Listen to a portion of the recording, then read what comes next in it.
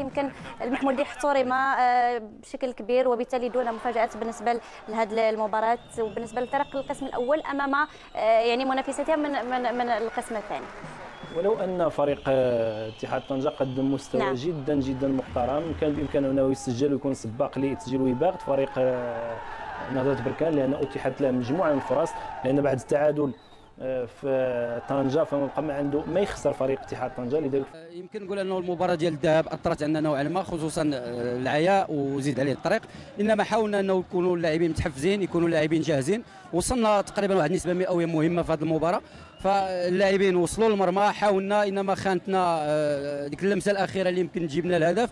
مع على الاقل اللاعبين غادي يحسوا براسهم انهم وصلوا واحد النسبه مئويه مهمه من الاستعداد ديالهم، لانه المهم عندنا هو البطوله، هو انه نحققوا نتائج ايجابيه في البطوله باش نوصلوا للمبتغى.